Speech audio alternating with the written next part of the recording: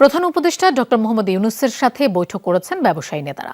সকাল 10:30টায় 6 জনের একটি প্রতিনিধি দল রাষ্ট্রীয় অতিথি ভবন যমুনায় তার সাথে বৈঠক করেন। ব্যবসায়ীদের পক্ষ থেকে বর্তমান সরকারকে সমর্থনের কথা জানান তারা। চলমান পরিস্থিতিতে শিল্প প্রতিষ্ঠানের নিরাপত্তা নিশ্চিতের দাবি ছিল। পাশাপাশি বিভিন্ন শিল্প কারখানায় ভাঙচুর ও বিক্ষোভ নিয়ে আলোচনা হয় প্রধান উপদেষ্টার সাথে। তিনি বলেন, নিরাপত্তা নিশ্চিত করা না গেলে অর্ডার নিয়ে বিকল্প দেশে চলে যাবেন বিদেশি ক্রেতারা। এ সময় ব্যবসায়ীদের সব ধরনের সহায়তার আশ্বাস দেন প্রধান উপদেষ্টা। পরে বিভিন্ন সংবাদপত্রের সম্পাদকরা প্রধান উপদেষ্টার সাথে বৈঠক করেন।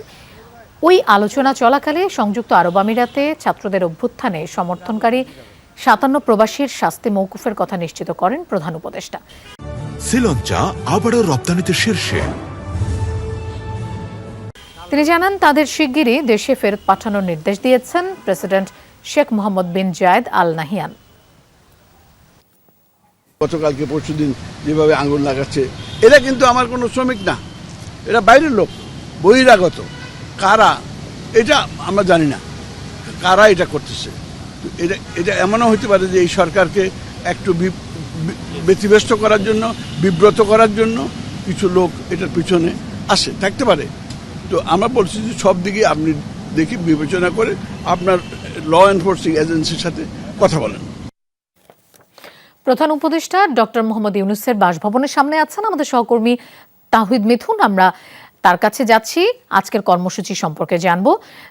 মিথুন, ব্যবসায়ী প্রতিনিধি দল এবং সম্পাদকদের সাথে তো বৈঠক শেষ, তাদের কি আশ্বাস দিলেন প্রধান উপদেষ্টা, এবং আজকের কর্মসূচি আর কিছু আছে কিনা সে ব্যাপারে একটু জানতে চাই।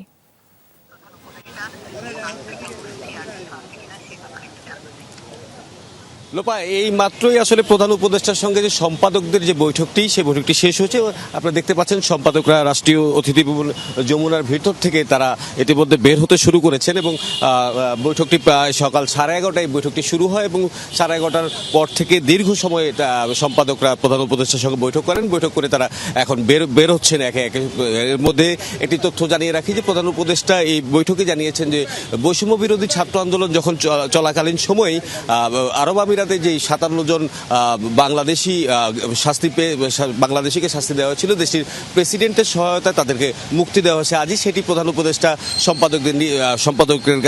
সম্পাদকদের বৈঠকে তিনি তাদেরকে অবহিত করেন। এবং এছাড়াও যে চলমান রাষ্ট্রীয় সংস্কার কার্যক্রম সহ নানা ধারাবাহিকভাবে যে বৈঠক চলছে, প্রধান উপদেষ্টার দায়িত্ব গ্রহণের পর থেকে তিনি যে বৈঠকগুলো করছেন, সে ধারাবাহিক বৈঠকের অংশ হিসেবে আজকে সম্পাদকদের সঙ্গে বিভিন্ন গণমাধ্যমের, বিশেষ করে জাতীয় গণমাধ্যমের সম্পাদকদের সঙ্গে প্রধান উপদেষ্টার এই বৈঠকটি অনুষ্ঠিত হয়েছে। এবং এই বৈঠকের ব্যাপারে আমরা কিছুক্ষণের মধ্যে সম্পাদকরা বেরিয়ে এলে তাদের সঙ্গে কথা বলে হয়তো বিস্তারিত জানাতে পারবো। এছাড়াও প্রধান উপদেষ্টার পক্ষ থেকে, প্রধান উপদেষ্টার কার্যালয়ের পক্ষ থেকে একটি আনুষ্ঠানিক সংবাদ সম্মেলন করা হবে কিছুক্ষণের মধ্যেই। সেই সংবাদ সম্মেলনের পর আসলে আপনাদেরকে বিস্তারিত জানানো যাবে যে বৈঠকে কি কি বিষয় মূলত আলোচনা হয়েছে বা কি কি সিদ্ধান্ত হয়েছে। লোপা, মিথুন, আপনাকে ধন্যবাদ আমাদের সাথে যোগ দেওয়ার জন্য।